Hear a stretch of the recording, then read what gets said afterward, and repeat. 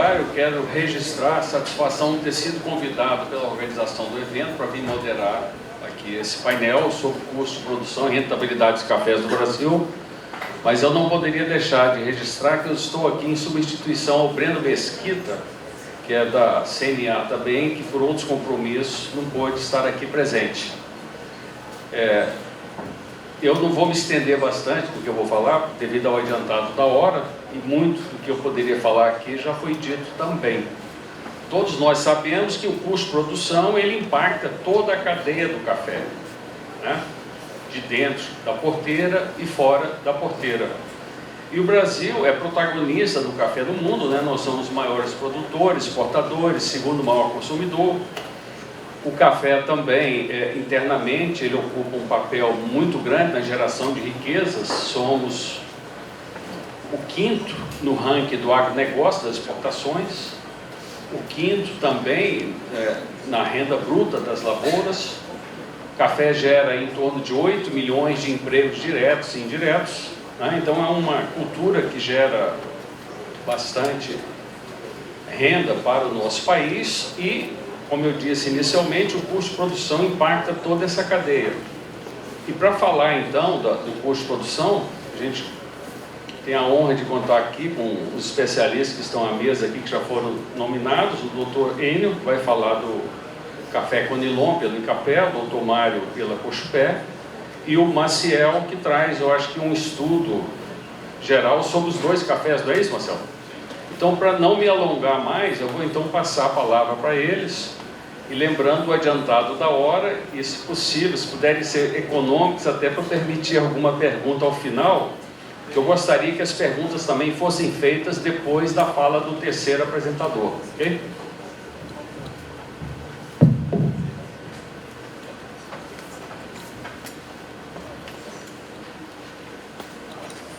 Bem, cumprimentar a todos. Eu já nem sei se é bom dia, boa tarde ou boa noite, mas conforme a ocasião, quem não almoçou, então, bom dia, quem já almoçou, boa tarde.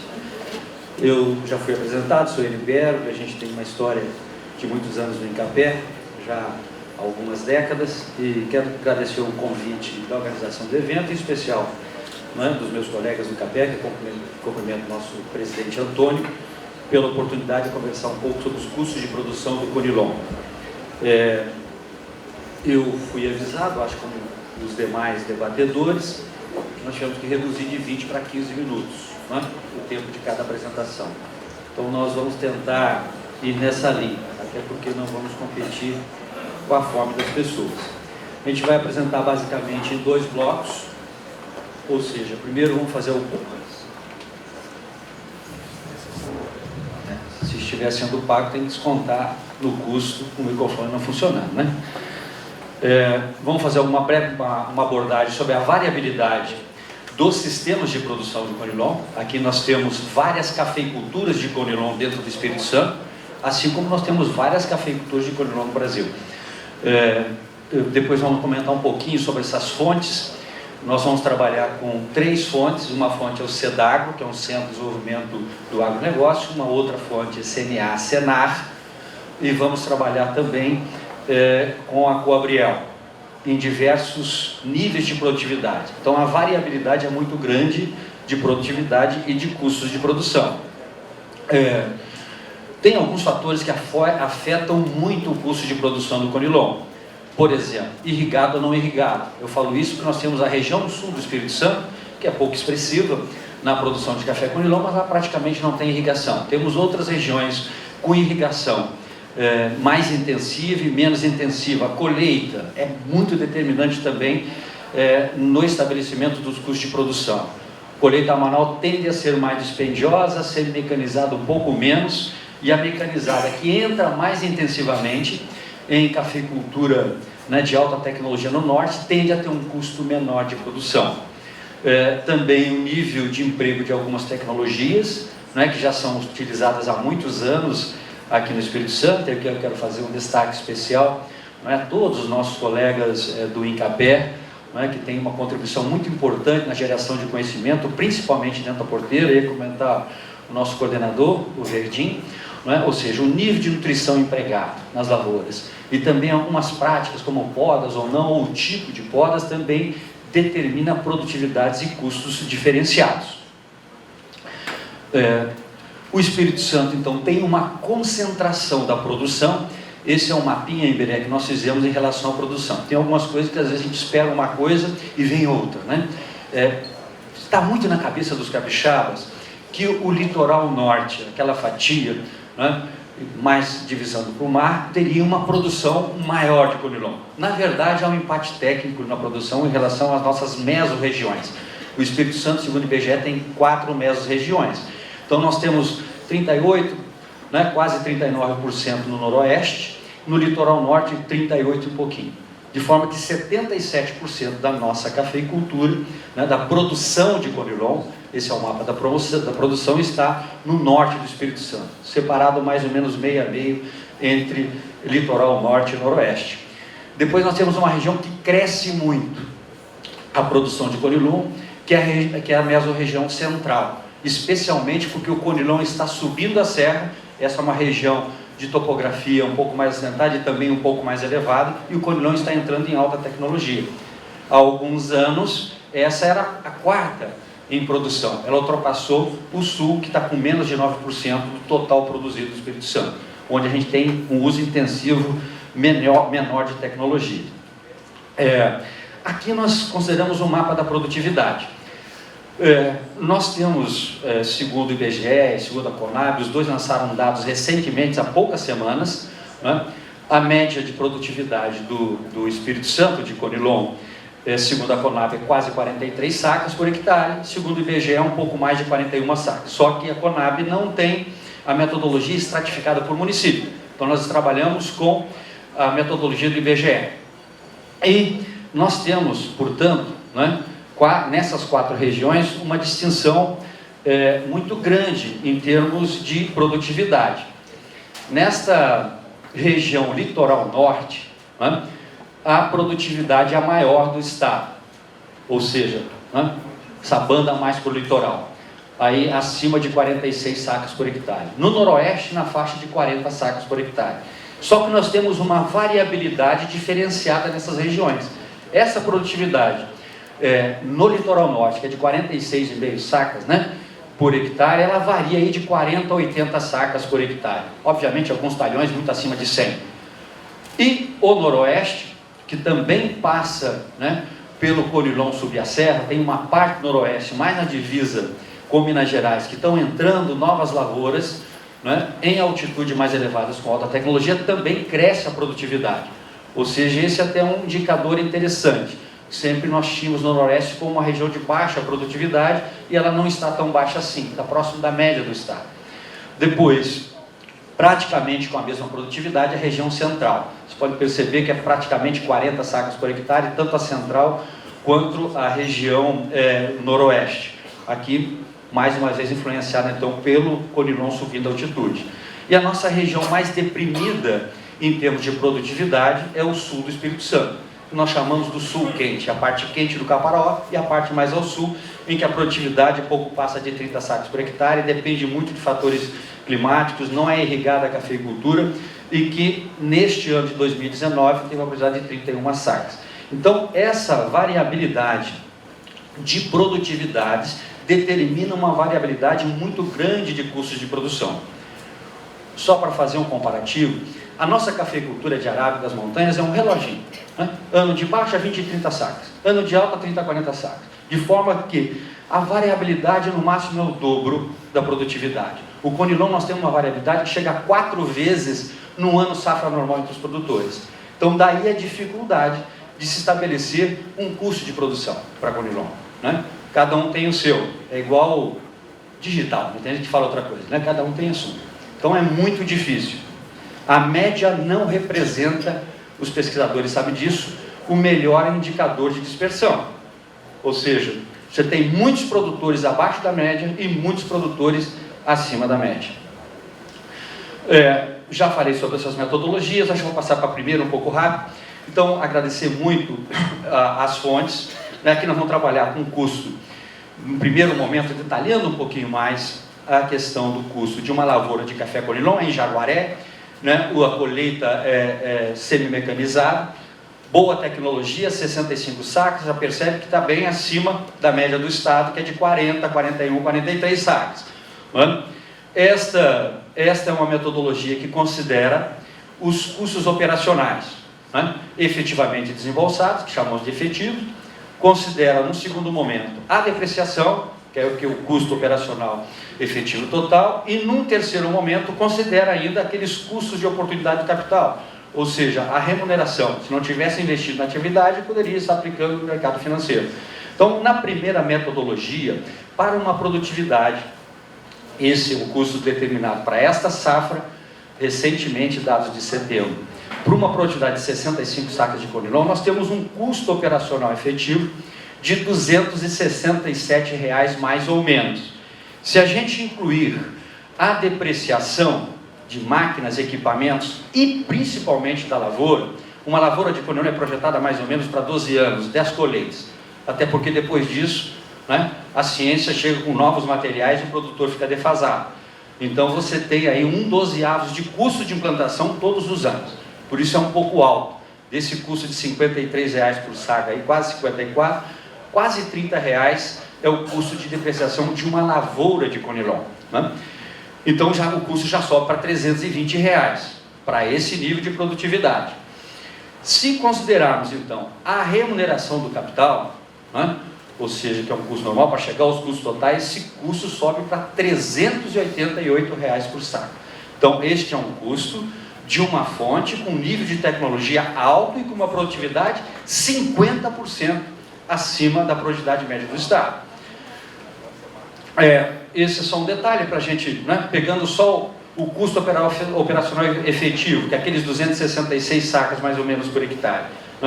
Se fizer uma decomposição disso, esse é o custo que sai do bolso do produtor, que ele sente, aí não está incluído nem depreciação, nem o capital, a remuneração do capital de giro, nós temos lá que basicamente 77% desse custo é a condução da lavoura e colheita e pós-colheita. Outros gastos de juros de custeio compõem esse custo. Eu tenho só 5 minutos, acho que cortaram parte do meu tempo, mas vou evoluir um pouquinho. Antes de entrar nas rentabilidades, essa aqui é a cotação da Coabriel, nosso presidente, não sei se está aqui hoje, eu peguei hoje 9 e pouco, ali eu não consigo enxergar, mas foi 9 e pouco da manhã. Ali para o tipo, 9 e 18, sei lá. Então está mais ou menos no tipo 7, R$ 270. Obviamente, ele mesmo, o presidente, falou aqui que mais de 70% do que recebe na Coabriel é tipo 7, está R$ 270 no tipo 7, 7,8, um pouco menos.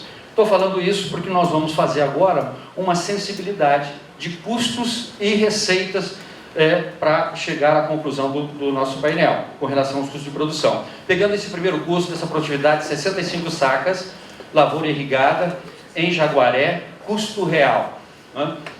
Então, como nós já vimos, R$ 266 é o custo operacional, que é aquele efetivamente desembolsado pelos produtores, incluindo a depreciação, vai para R$ 320, incluindo todos os custos, 320. Se a gente traçar a linha do preço atual, nós vamos chegar a uma primeira conclusão. Os R$ 270 mais ou menos estão empatando em termos de preço por saco com o custo operacional.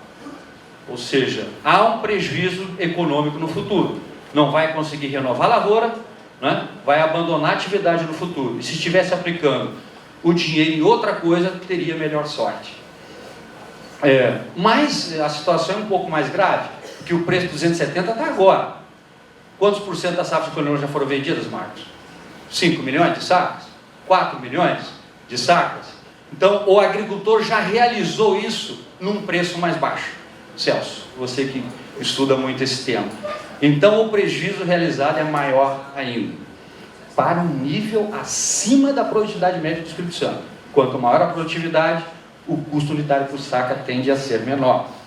Essa é uma segunda fonte, que é o SEDAGRO, só trabalha com custos variáveis, só os efetivamente desembolsados, equivale mais ou menos aos custos operacionais. Embaixo, níveis de produtividade, 45, 60, 80 e 100 sacas por hectare. Mais ou menos próximo da média, o primeiro, 45 sacas, o segundo 60, 80, ou seja, vão decrescendo os custos variáveis. Se a gente traçar o preço atual, obviamente, para esta fonte, com 45 sacas não cobre nem o que ele tira do bolso, ou seja, é inferior, né? Vai empatar ali próximo a 60 sacas por hectare, mas os custos desembolsados para ter alguma, né, liquidez econômica tem que estar acima de 80 sacas por hectare. Aqui o custo da Cobriel. Esse é para uma lavoura de 50 sacas por hectare. Mesma metodologia CNA e Senar.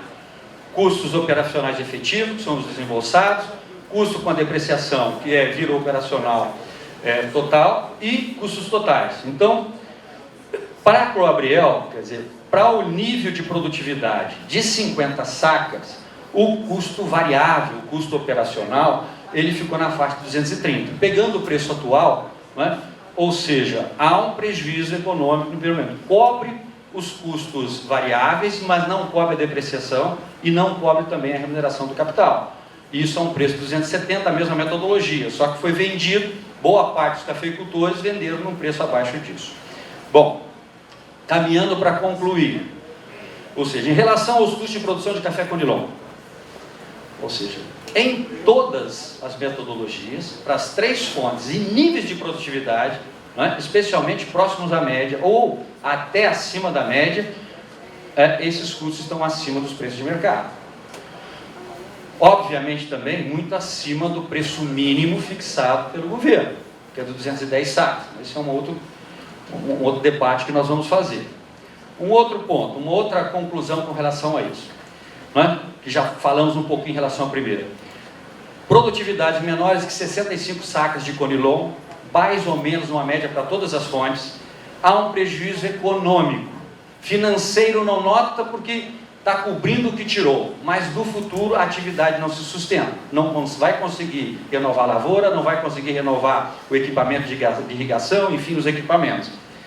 Para produtividades iguais à média estadual, 40 a 45 sacas por hectare, é prejuízo financeiro, porque não cobre nem o variável, nem o adubo, a mão de obra que ele paga, e quanto mais a depreciação e a remuneração do capital. Abaixo da média nem se fala, né?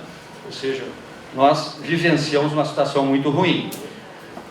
Para concluir, finalmente, então, nós temos uma consequência talvez um pouco mais grave da crise da cafeicultura aqui no Espírito Santo do que tem o país, porque nós vivenciamos aqui a nossa crise hídrica mais grave da história por 3 anos, né? 2014 não afetou, porque já havia sido colhido o Conilon, mas de final de 2014 até 2017. Então nós tivemos conjugação de valores, aí como preço baixo, frustração de safra, que foi muito baixa em 2015 e 2016 principalmente, né? 2018 começou a recuperar, esse ano já foi um ano bom de safra, então os produtores ficaram endividados, falta de poupança própria devido a esse tempo de crise, né, para continuar reinvestindo, melhorar a produtividade e qualidade e, portanto, reduzir custo e negociar melhor o preço, não existe recurso para isso.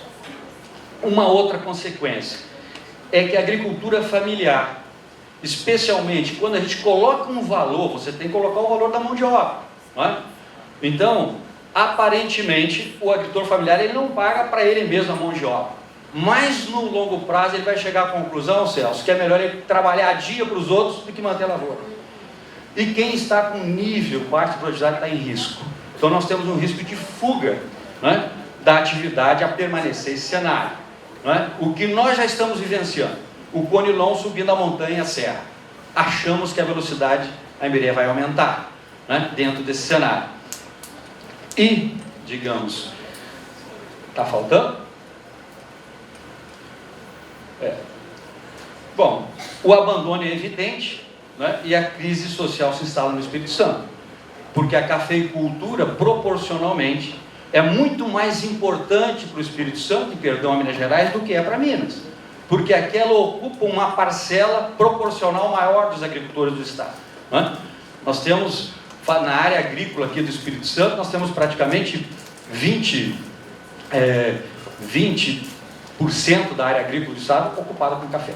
Então é uma atividade muito presente, né? Só 3 municípios dos 78 não produzem café em quantidade que os órgãos pedem, que é acima de 1.000 toneladas por município.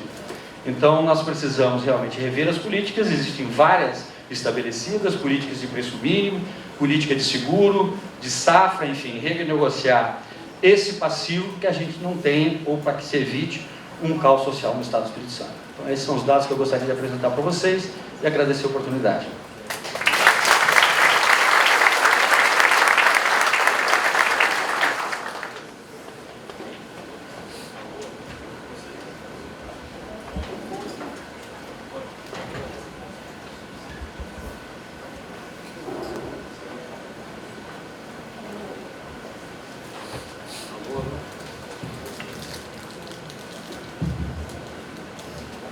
Bom, muito obrigado, doutor Enio, por essa sua palestra riquíssima, né? E, de alguma forma, assim, a gente fica até meio receoso de ver esses números, mas é a realidade, temos que enfrentá-la.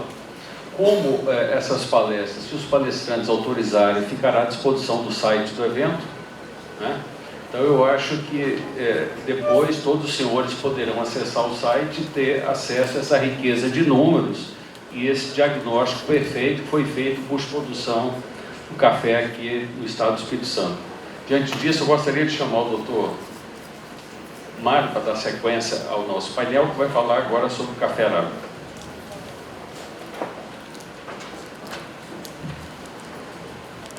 Bom dia a todos. Primeiramente, queria agradecer a oportunidade de estar aqui.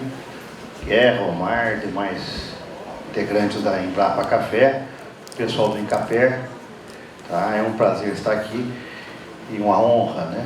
Eu acho também a gente tem que um pouco falar da importância da pesquisa do café, dos órgãos de pesquisa no Brasil.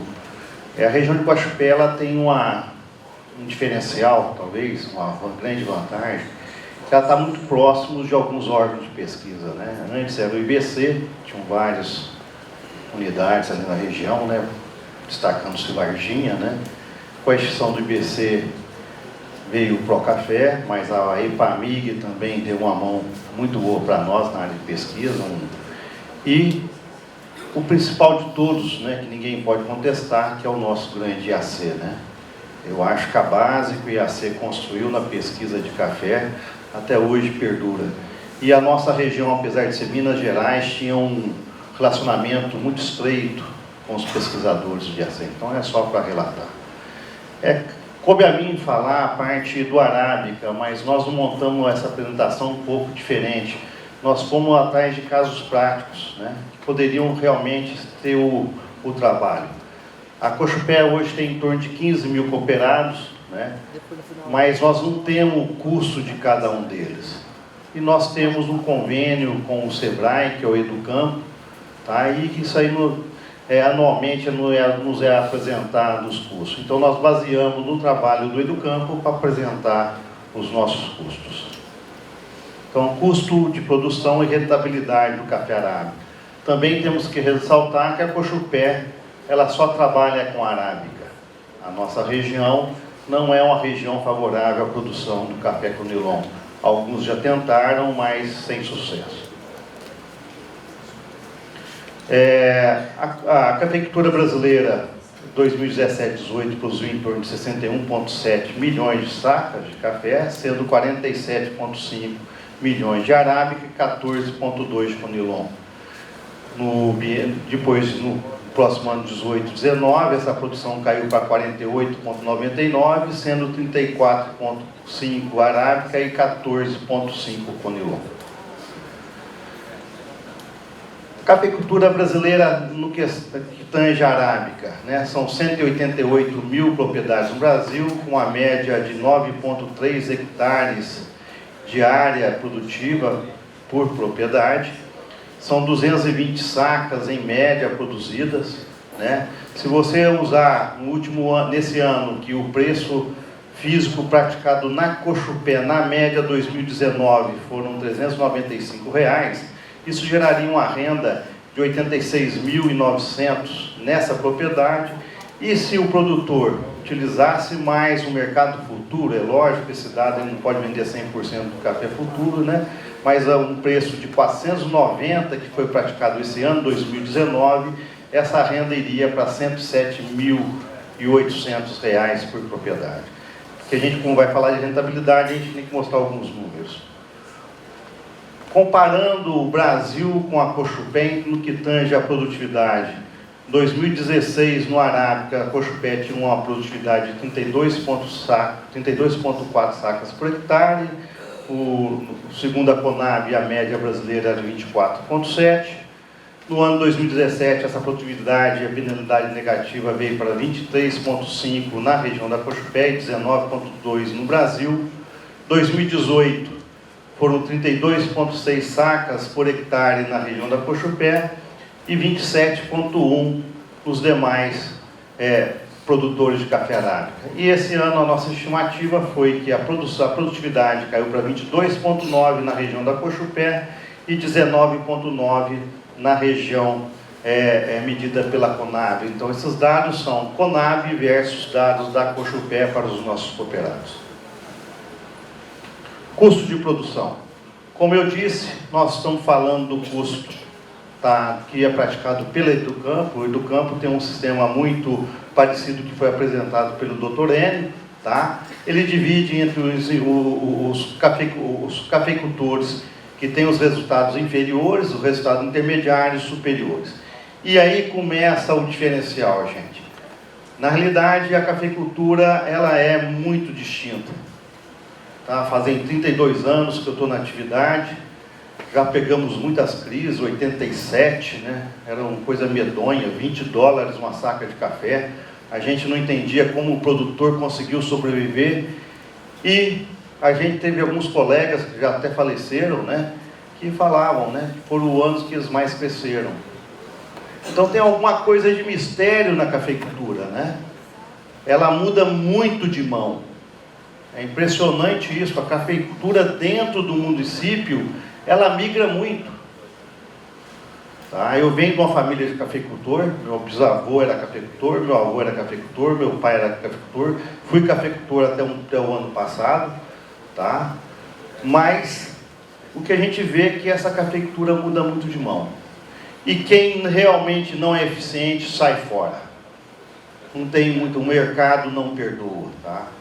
Então é isso, tá? Aqui não está dando mais para mim ver muito bem, mas considerando o custo total nos inferiores, esse custo é de R$ 480,47 por saca, no intermediário R$ 496, no superior, isso aí é preço médio de venda, eu estou falando errado, tá? Então preço médio de venda conseguido pelo pessoal, R$ 510,44. Na média, o preço conseguido por esse pessoal nos 2 biênios, tá?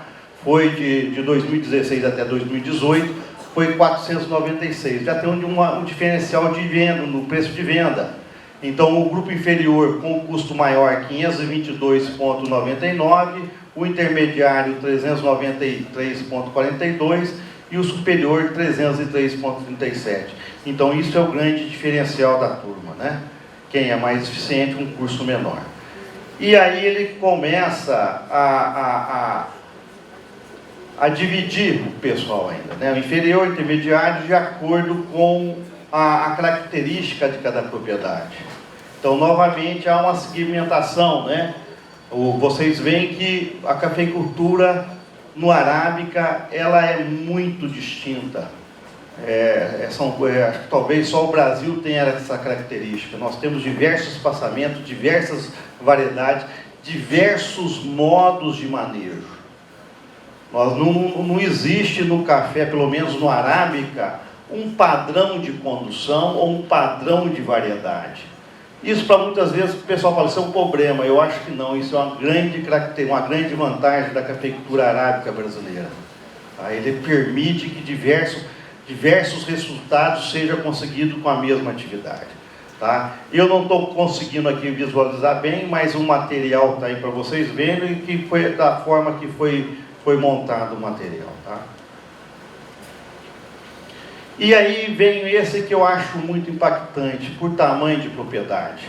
Então você vê que eles comparando de quando tem a área de até 10 hectares, de 10 a 20, 20 a 30, 30 a 50 e 50 a 100. Tá? Então vem o custo, né, por hectare. Eu acho que eu vou para lá que fica melhor para mim.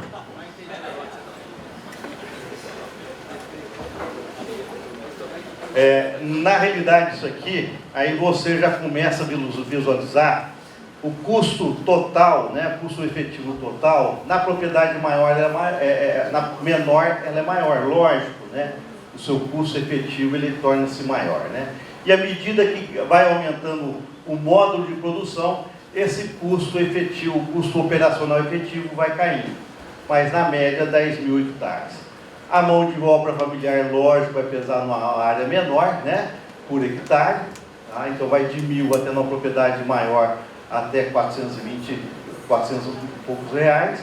Por hectare, aí vem o custo total, operacional total de 15 mil reais até 11, e a média 11.600.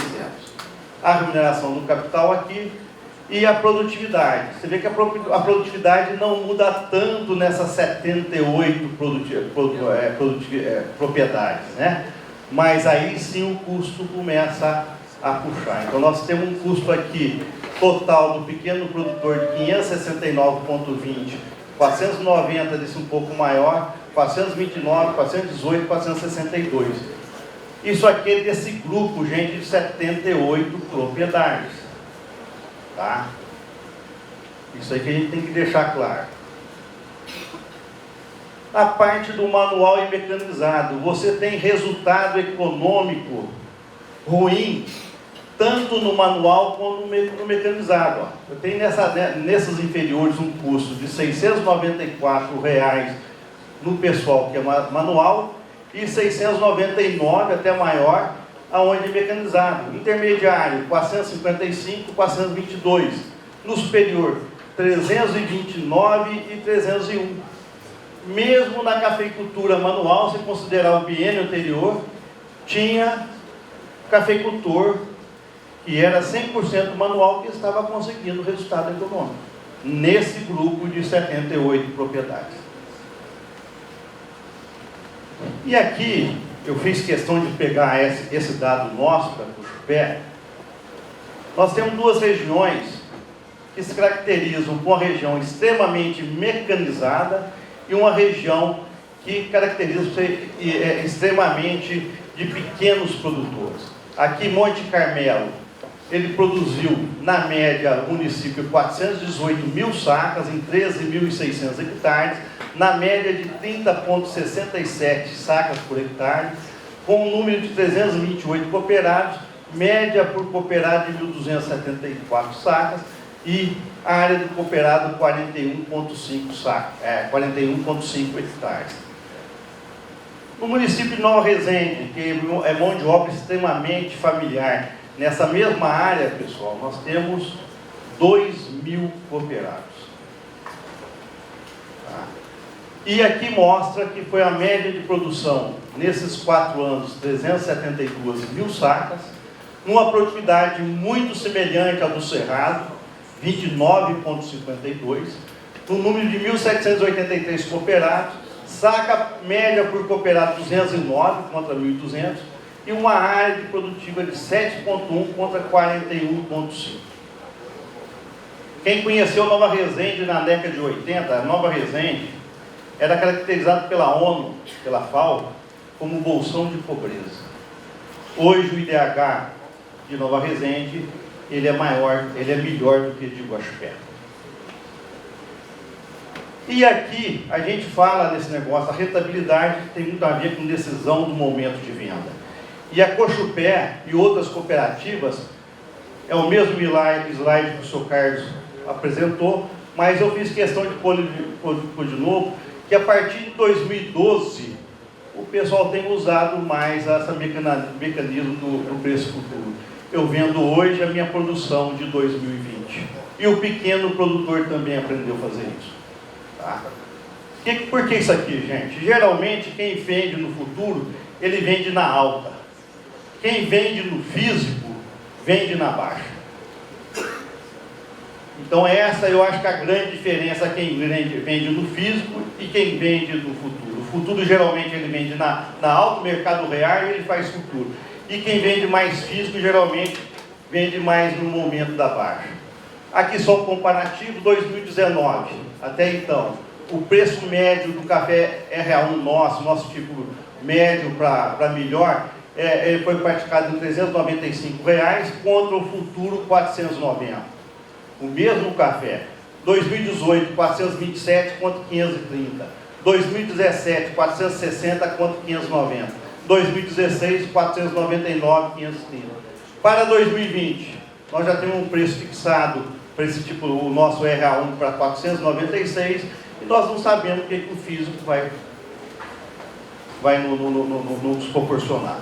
Então, basicamente, o que eu queria apresentar é justamente isso aí, porque o tempo já acabou, mas em que em relação à gestão da propriedade tem que realmente anotar as despesas, mas nós temos uma grande resistência do nosso produtor, seja de qualquer nível cultural que seja. Nós temos dificuldade com o cooperado que é semi-analfabeto fazer isso, e temos dificuldade com o cooperado que tem até pós-doc. É impressionante isso aí. Temos que conhecer as despesas da atividade e realmente saber qual que é o seu custo por saco. Tá? Onde é possível baixar os custos? Uso racional e também de fontes alternativas de insumos, orgânicos minerais vieram para ficar e outros produtos. Né? Voltar a usar herbicidas pré-emergentes, vai ter que entrar menos na lavoura, por exemplo, no manejo de mato. Renovação das lavouras. O ideal é renovar todo ano uma parcela com podas e ou novos plantios. Por isso, pessoal, também, que todo ano tem esse mundo de muda sendo produzido de café no Brasil e não sobra uma muda para contar a história. Tá? Era isso que eu queria apresentar de forma bem rápida, tá? Foi só 15 minutos, e depois a gente vai estar na mesa. Obrigado.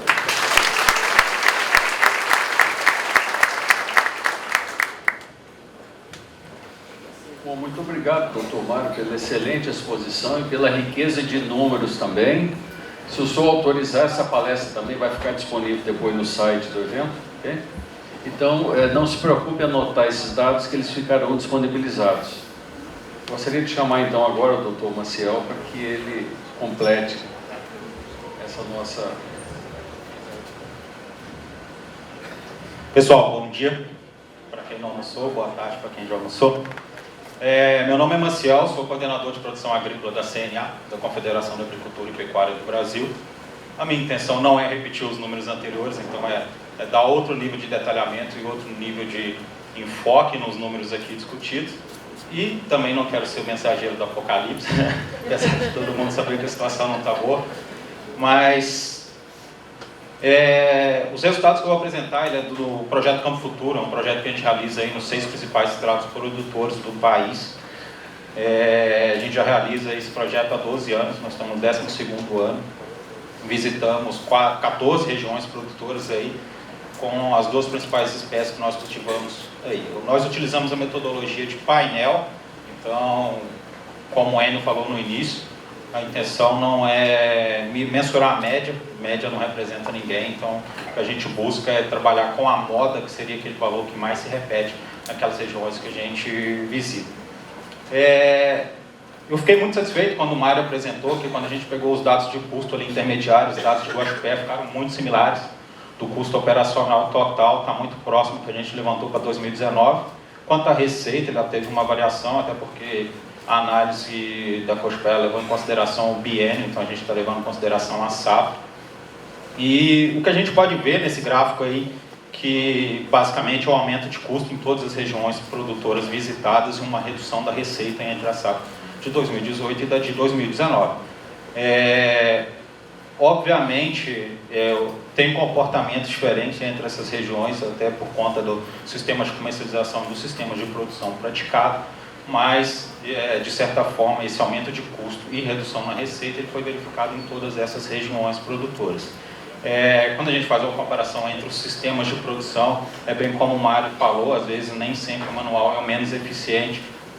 E Piatã, que é um município ali que nós visitamos em 2019, é o primeiro ano que nós realizamos o painel lá, ele é um outlier dentro aí dos nossos levantamentos, por conta da colheita seletiva, uma demanda de mão de obra excessivamente alta, que num ano de preço ruim, obviamente, está trabalhando no negativo por conta da necessidade de mão de obra. Então, quando a gente detalha esse custo, aqui é a composição do custo operacional efetivo, a gente vê que pessoas, ela participa com praticamente 50% do custo nas regiões onde o sistema de produção é manual, no semi-mecanizado em torno de 40%, no mecanizado 10%. Quando a gente verifica os insumos, ele varia aí de 23% a 56%, a depender do sistema de produção. Obviamente no mecanizado, por conta ele aumenta a participação, por conta inclusive da intensificação dos cultivos. E mecanização, 17% no mecanizado, 9% no semi-mecanizado, e ainda tem ali os 2% no manual, que o que a gente difere entre o sistema manual, semi-mecanizado e mecanizado, é que o manual não há entrada de tratores ou máquinas na lavoura em momento algum. No semi-mecanizado, ele entra para fazer algumas operações, quanto à adubação, pulverização, mas não realiza a colheita. No mecanizado, realiza todas essas operações. Então, esses 2% com custo de mecanização no manual, ele está relacionado ao transporte de café da lavoura para o terreiro. Para o Conilon, aliás, quando a gente detalha aqueles insumos, a gente vê que o fertilizante ali é o que mais pesa dentro desses insumos. No manual ele está em torno de 75% dos custos com insumo, ele é com fertilizantes. No semi-mecanizado 72%, no mecanizado 61%. Então a gente vê que os insumos têm uma participação significativa, e dentro desses insumos os fertilizantes é quem está mais impactando aí dentro dos custos de produção das regiões produtoras. Quando a gente compara o custo do Conilon entre as safras, ele é similar, então um aumento de custo em maior ou menor intensidade. Nós visitamos 3 regiões que são as mesmas que nós visitamos aí há 11 anos, que é Itabela, no sul da Bahia, Jaguaré, aqui no norte do Espírito Santo, e Cacoal, em Rondônia. Rondônia é característico de um custo relativamente inferior, a gente está vendo com os níveis de produtividade sendo elevados em relação às demais regiões produtoras. Isso aí tem aumentado a eficiência de uso dos fatores de produção, tem garantido aí uma redução significativa dos custos, mas em 2019 até Rondônia não conseguiu cobrir o custo operacional total, mas o custo operacional efetivo, obviamente, conseguiu estar trabalhando aí no positivo com uma margem bruta. Então, quando a gente vê a composição do custo do Conilon, a gente vê que pessoas participam ali com 40%, mecanização é uma parte pequena ainda, 4%, e os defensivos e os insumos estão ali com 35%. Quando a gente pega no gráfico da direita, a gente detalha esses custos com os insumos, os fertilizantes ficam em torno de 70%, defensivos com 21%, a irrigação está ali com 6%. Então, o que ocorre? Nós realizamos os painéis anualmente, seguindo a metodologia que o Enio já detalhou no princípio, que é a metodologia do custo operacional efetivo, que ela é separada em 3 categorias, que é o custo operacional efetivo de fato, que são os desembolsos realizados. Depois nós temos um segundo agrupamento, onde a gente coloca os custos com depreciação e prolabore, e o terceiro que a gente considera os custos de oportunidades relacionados ao capital investido na atividade. A gente realiza esses painéis anualmente, e mensalmente a gente refaz as cotações, a gente não altera os indicadores técnicos eles atualizados anualmente, mas os preços dos insumos e do café ele é atualizado mensalmente.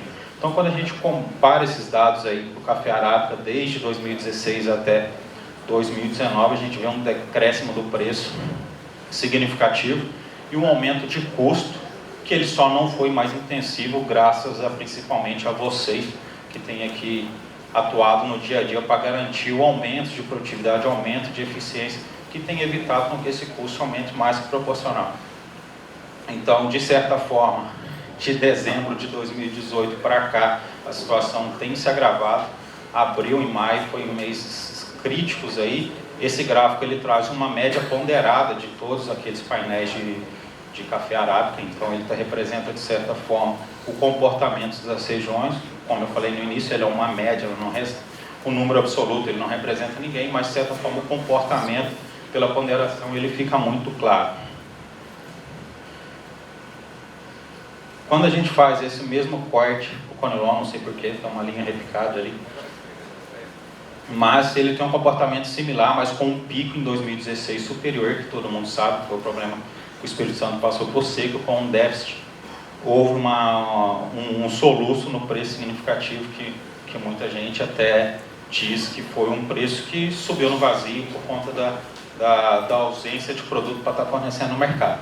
Mas também, com o mesmo comportamento, desde dezembro de 2018 para cá, essa situação vem se agravando com relação à receita não estar aí superando os custos em algum momento, não cobrindo inclusive os desembolsos da atividade. Isso aí é mais que claro, esse comportamento no preço está relacionado ao mercado internacional, isso aí é um indicador de preço da OIC, então ele tem um comportamento muito similar com o que os gráficos nossos de receita têm apontado. Então, está mais do que claro para a gente que esse comportamento, que esse decréscimo de preço no mercado internacional tem afetado diretamente a rentabilidade da cafeicultura aí das duas espécies. Quando a gente analisa para o lado dos insumos, aqui eu fiz um recorte dos fertilizantes especificamente, aqui não está só o café, a gente pegou uma amostra maior, que é todos os painéis que nós realizamos para todas as culturas. Aí tem em torno de 32 painéis, então a gente vê que está em base 100, então o fertilizante ele tem um comportamento muito casado com o câmbio, isso aí é muito claro, então a gente vê que além de todos os problemas de preço enfrentado, o custo, aquele aumento de custo, ele ainda ocorre movido pelo aumento do custo com os insumos. Nós criamos aqui um segundo marco, que ele serve para aquela segunda linha branca superior, que é em janeiro de 2018, a gente colocou na base 100 em janeiro de 2018, para ver o quanto aumentou, ficou em torno de 26% dos custos com fertilizantes. Mas aqui vale destacar um ponto que ele tem sido crítico para o país, e ele é de extrema relevância, que é a greve dos caminhoneiros. Então a gente vê que essas linhas elas vinham muito próximas, muito colado uma na outra. A partir da greve dos caminhoneiros ela teve um descolamento, a gente viu que o fertilizante no mercado interno, apesar de ele ter mantido um comportamento similar, ele descolou. Então ele subiu mais do que deveria, seguindo a lógica dos meses anteriores. Então a gente vê que é um problema que de certa forma prejudicou diretamente o custo com os insumos. E o café, ele é privilegiado, aliás, o país é privilegiado para o escoamento da produção. Esse impacto não é tão significativo quando a gente compara com as demais culturas. Até porque a estrutura viária que nós temos nas principais regiões produtoras, elas foram construídas pensando no café, no momento histórico em que o café desenvolveu nessas regiões. Então, ainda assim, somos, de certa forma, privilegiados quando comparamos com outros commodities produzidos no centro-oeste, principalmente aquelas acima do paralelo 16, que é um problema crítico com logística para transporte e escoamento da produção. Aqui a gente faz uma análise, mais uma vez a linha cortou, não sei porquê, mas o comportamento das margens, tanto a margem bruta, a margem líquida, em relação ao comportamento do preço. Uma análise feita de outubro de 2011 até setembro desse ano.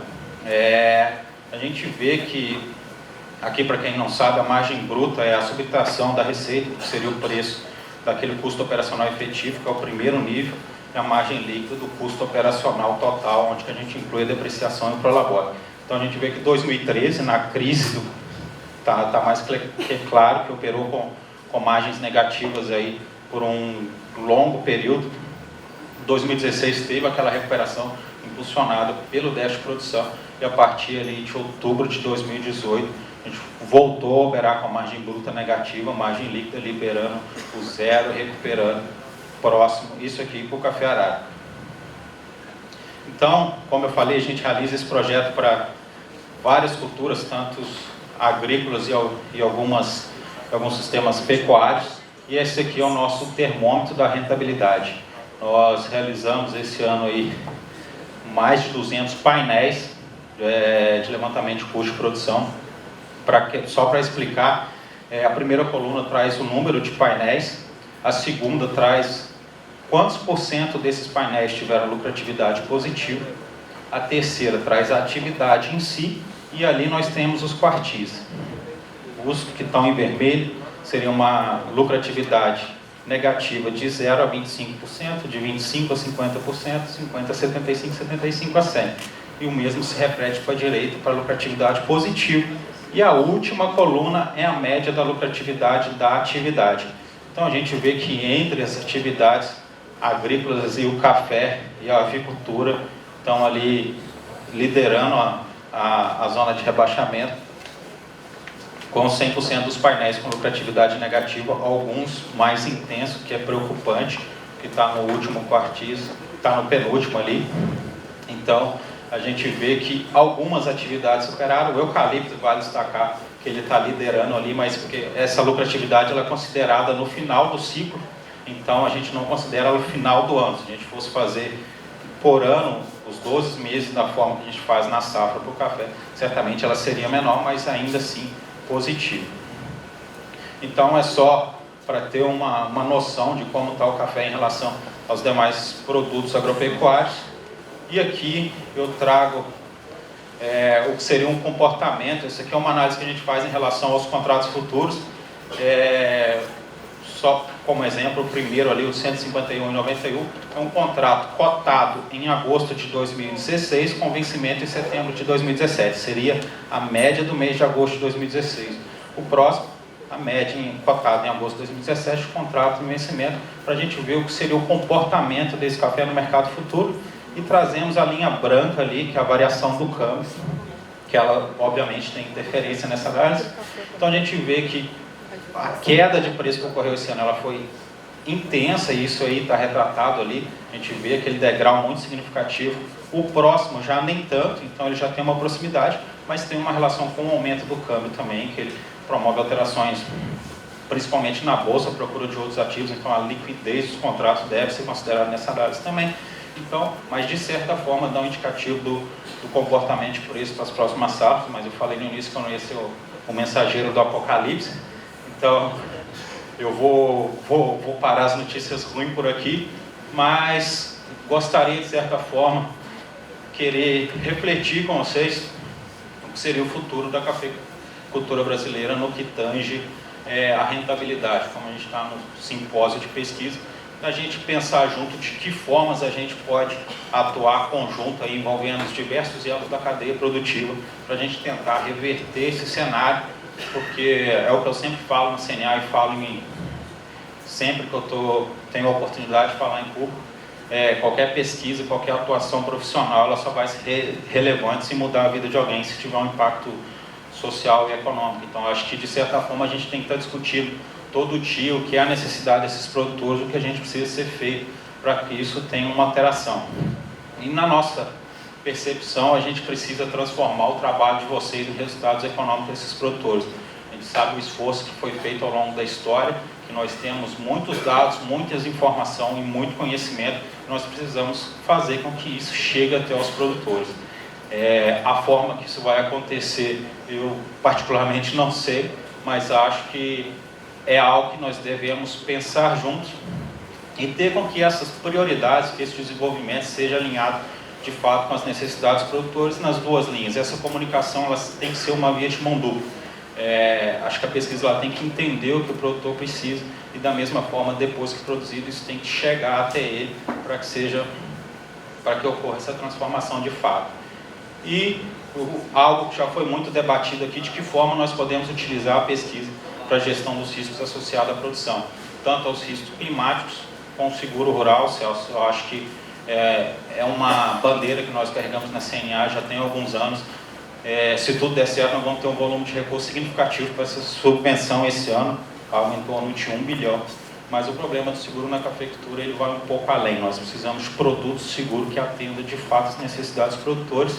Nós temos reunido com as seguradoras nos últimos meses e uma das grandes dificuldades é mensurar o impacto e os danos dos principais fatores de risco climático na atividade. Então, granizo e geada já é algo que corriqueiramente elas fazem isso, naturalmente elas mensuram, mas pelos demais riscos ainda tem uma dificuldade. Eu acho que a pesquisa pode contribuir isso aí exponencialmente para que a gente aprimore esses produtos. Além disso, as ferramentas de hedge, eu acho que devem ser, de certa forma, ser viabilizadas e acessíveis aos produtores. A gestão de risco ela não está só dentro da porteira, mas eu acho que a comercialização, o Mário apresentou isso muito bem. Quem faz hedge, quem está trabalhando, olhando para o mercado, está tendo um diferencial. Então, aqueles produtores que estão ali acima da média estão ganhando dinheiro e não é à toa, é porque estão fazendo algo diferente dos demais e, obviamente, estão trabalhando no mercado financeiro e buscando de outras alternativas, e as cooperativas podem fazer isso muito bem. E além disso, ela é algo que já está intrínseco ao trabalho de vocês e tem sido feito na história, mas eu acho que a gente tem que pensar como que a assistência técnica e a extensão rural vai fazer com que isso chegue aos produtores, que aumento da eficiência de uso de fatores de produção, aumento da produtividade e, de certa forma, tentar garantir que esse custo não aumenta mais do que ele deveria aumentar. Então, a mensagem que eu tinha que dar era essa. Muito obrigado a todos e estamos aqui à disposição para as perguntas. Bom, muito obrigado, Marcel. Você foi bastante didático, né? Como se revelou logo no começo, não foi um profeta do Apocalipse a respeito do diagnóstico geral da cafeicultura, né? Mas eu acho que tem um ponto aqui que eu gostaria de registrar, não precisaria nem avançar em debate, que a gente tem que buscar também mecanismos para incentivar o aumento do consumo. Porque o aumento do consumo também gera renda, gera escala e, de certa forma, eleva preço e reduz o custo de produção. Bom, nós temos algum tempo a pergunta, o Celso Vego aqui já se manifestou, e se alguém mais, tem outro colega aqui também. Então, tem 3 pessoas já.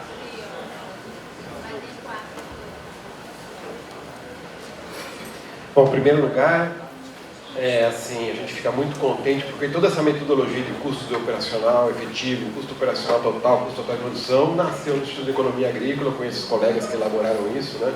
Fico até orgulhoso de ver a imagem deles na minha cabeça, já se aposentaram todos. Isso foi nos anos 60, né? E isso realmente determinou como se faz custo de produção na agricultura, é uma grande contribuição na nossa pesquisa. Assim, para os 3, né? Eu acho que a gente precisa dar um passo adiante. Nós estamos numa nova economia, né? Onde a Selic vai ficar abaixo de 5%, a inflação a 3,5%, tirando a taxa de administração dos fundos, a lucratividade é zero, é nula. Hoje não tem mais lucratividade do capital. Então talvez a gente não deva mais fazer custo total de produção, jogando o custo financeiro, porque não tem mais, isso não existe mais, acabou, né? Parar no custo operacional total, parar ali.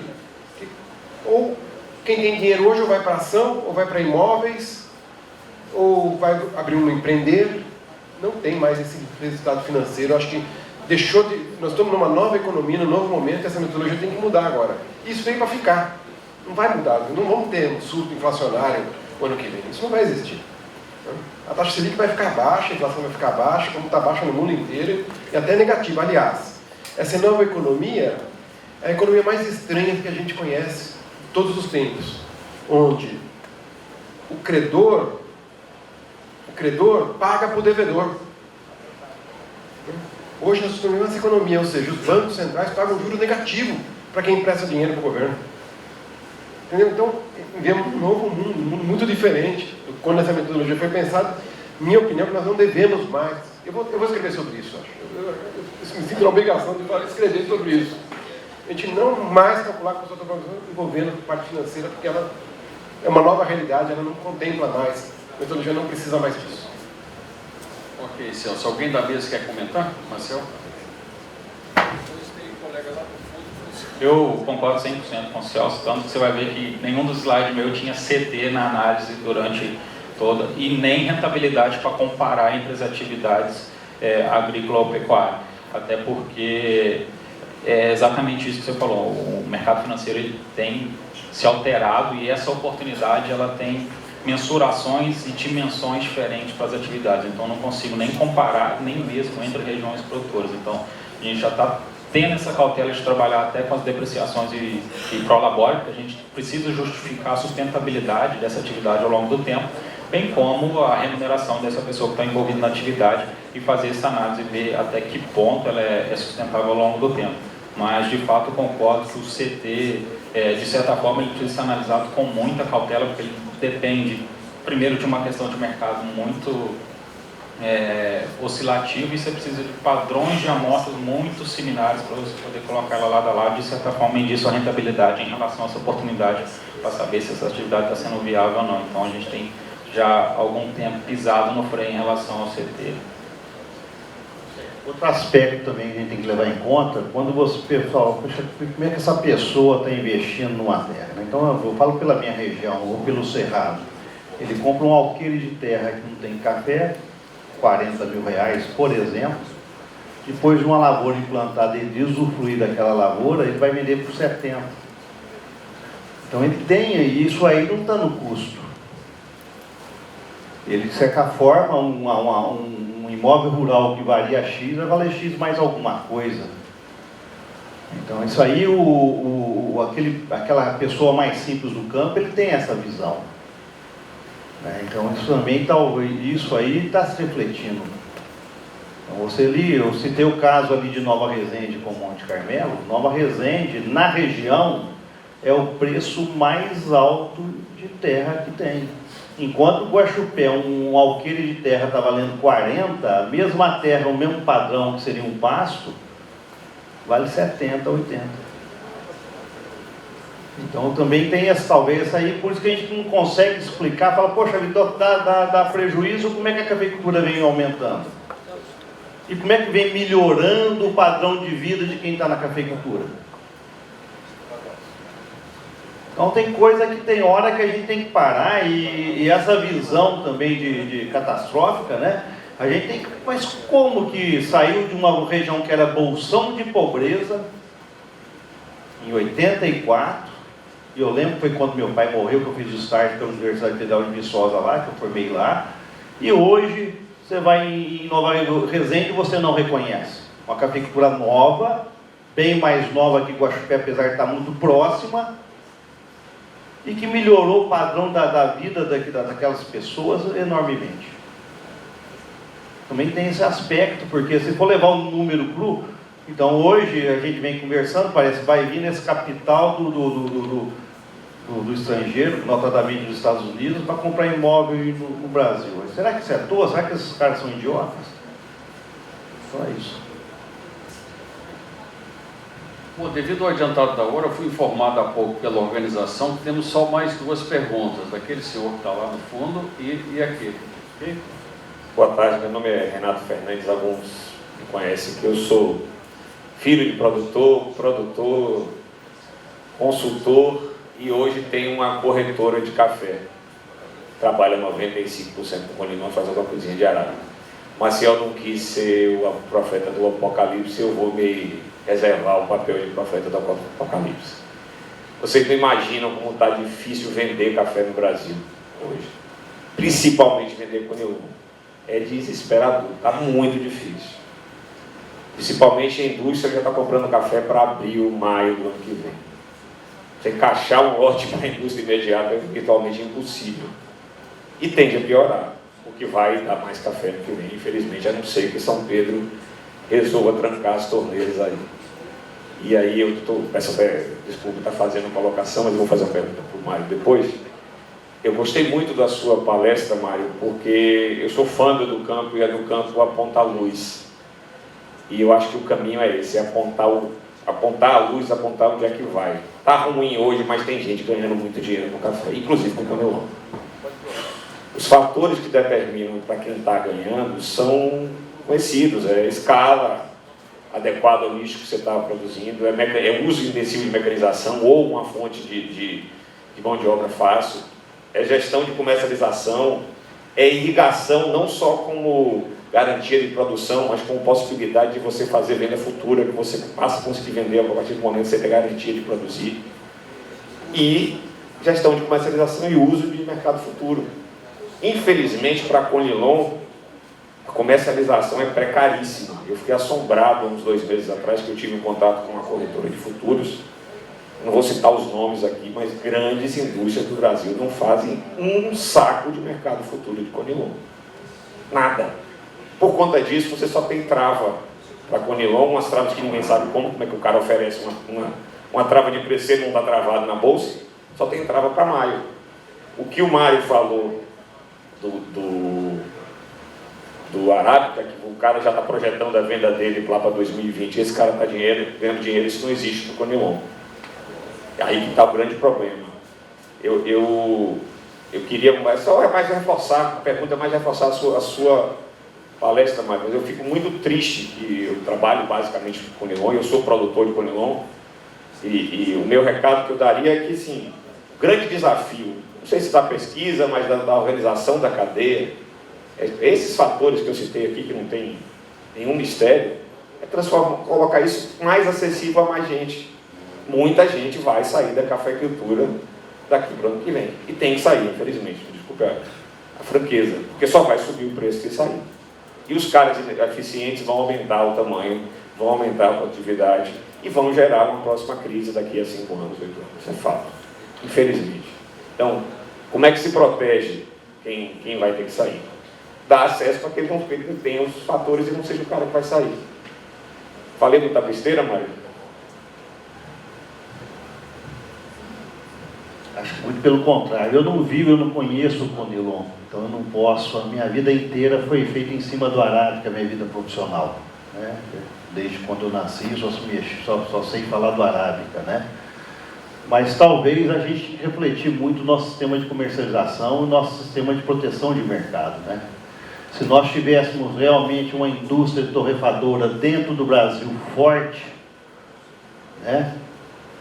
Que pudesse realmente desenvolver no Brasil, talvez o conilon não estaria passando por isso, né?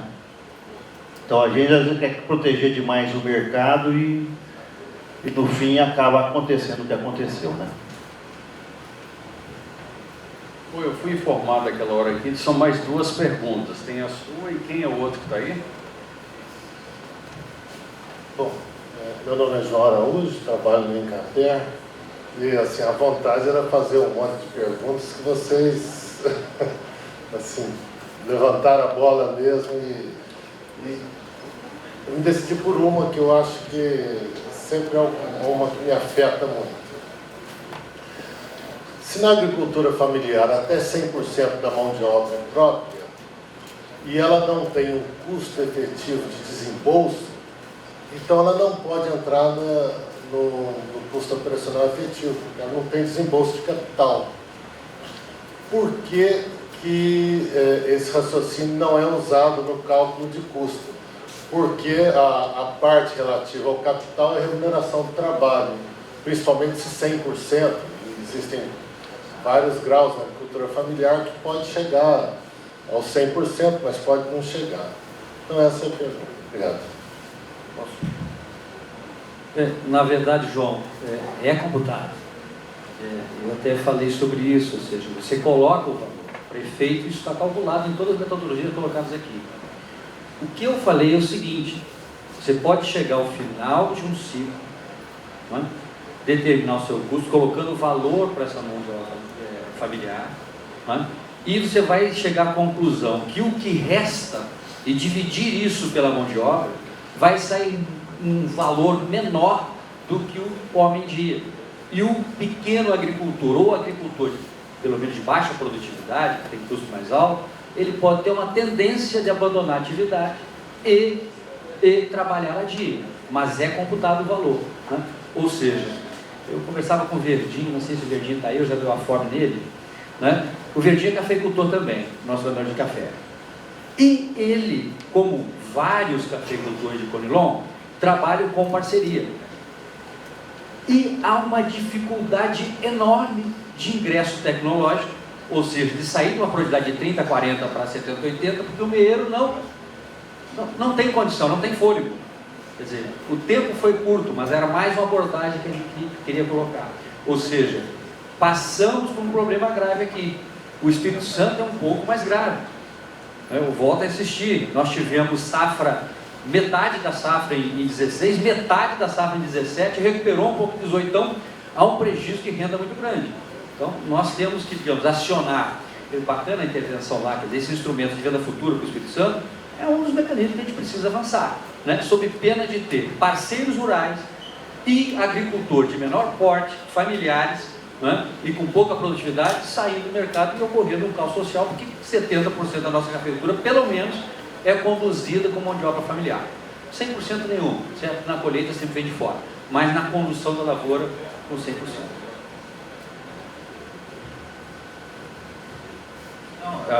Meu complemento é exatamente esse. De fato, é computado na nossa metodologia o que a gente considera. Por exemplo, uma pulverização, você gasta 3 dias e o preço da diária praticado na região seja R$50. Então, vai ser computado 150. Se foi o produtor que executou por si só, ou se ele contratou um terceiro, independe. O que a gente considera no segundo nível, que é o Prolabore, é o que ele exerce em relacionadas às atividades de gestão, fazer serviço de banco, fazer compra de insumo, que ele entra no segundo nível. Mas o que ele faz de operacional, entrada na lavoura, é computado.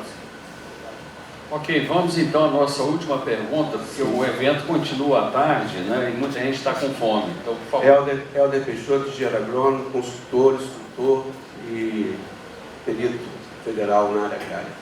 Bom, vimos que o custo operacional efetivo contempla o fator, dentro do fator insumos, 75% do custo fertilizante. Nós estamos há 60 anos pesquisando culturas que respondem a doses crescentes de fertilizantes. Isso aí cria, nós temos hoje uma lavoura, em todas as atividades, lavouras extremamente dependentes, quimicamente dependentes. E quando a gente vê que o insumo o preço do insumo é ditado pelo câmbio, o preço das atividades são ditados pelo mercado, quer dizer, o agricultor não tem domínio nenhum sobre isso, somente se é commodity. Qual a contribuição que a pesquisa pode dar para, a partir de hoje, a gente trabalhar com café menos dependente possível? Nos 1.100 clones hoje, que nós temos hoje lá no sistema Incapé, quais deles mantém níveis de produtividade elevado com doses decrescentes de fertilizantes? Eu acho que isso seria uma vertente a ser pesquisada.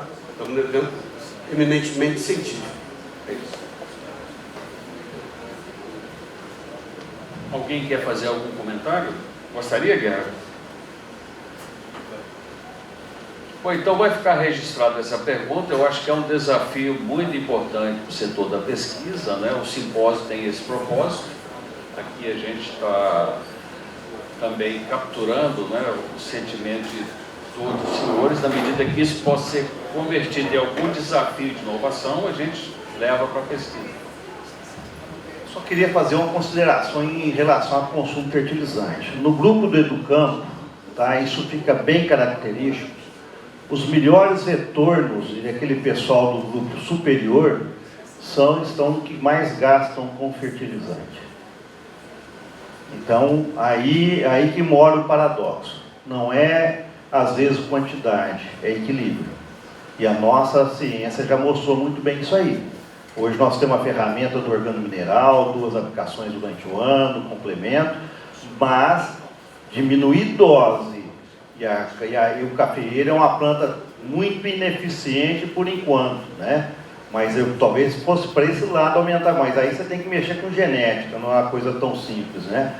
Mas a pesquisa já está vindo. Mas, volto a dizer, os melhores, nesse grupo é que o material já até tirou para diminuir um pouco. Os que estavam conseguindo o resultado econômico, muito daqueles era o que mais investiu em fertilizante. Então, gasto por hectare maior em fertilizante, mas isso aí não quer dizer quantidade. Você pega um sulfato de magnésio, você pega um boro, que são outros elementos que são caros, e às vezes o pessoal fica naquele padrãozão NPK, talvez o erro esteja aí. Às vezes você não é que você vai gastar menos por hectare em dinheiro, mas você vai gastar às vezes até mais, só que a sua lucratividade vai ser maior. Só fazendo um adendo muito rápido, né? Nós somos lá do Incapé, tem outros especialistas aqui, né? Dr. Romário, Verdim. Obviamente, todo o trabalho de melhoramento genético do Incapé leva em consideração muitas variáveis. Por exemplo, não se lança uma variedade se não se estuda, por exemplo, a tolerância ou a resistência a clima, a parte hídrica, também com relação às respostas ao nível de nutrientes, né? Ou seja, isso tudo está dentro de um conjunto. O que nós colocamos em termos de custos é que há uma relação muito forte em relação à resposta dos materiais genéticos ao nível de insumos e outras práticas, né? Ou seja, mas existe, ou seja, inclusive de uns de uns anos para cá, mais do que a questão de resistência a pragas, né? Para economicidade de produtos fitossanitários também é um item de peso, né? Mais do que a questão hídrica, mais do que a resposta a insumos, também outros itens como qualidade, ou seja, essa é uma equação muito grande, mas que é considerada em todo o programa de melhoramento. Ou seja, mas o que acontece é que nós temos um estoque de conhecimento gerado que é suficiente para ampliar a produtividade com redução de custo unitário, e isso precisa girar. Ora, produtividade de 40 sacas, que é a média do Espírito Santo de Conilon, é muito ruim. Houve um esforço da pesquisa, mas nós temos assim, à medida que nós temos alguns produtores na frente, nós temos muito outros para trás. E aí tem um papel importante de reforço de quem trabalha com a socialização do conhecimento, seja a Senar, parte do INCAPé, Secretaria de Agricultura, para chegar a isso. Ou seja, esse nível de insumo lá em cima, que tem alguns produtores conduzidos com 120, 130 sacos, isso não é nem objeto mais, digamos, de pesquisa, são tecnologias colocadas que ele pode complementar com outros. Só que nós estamos muito abaixo do conhecimento gerado com aquele efetivamente utilizado pelos agricultores. Por isso, né, isso justifica a parte da crise aqui. Ok, muito grato a todos. Então, eu dou por encerrado esse painel.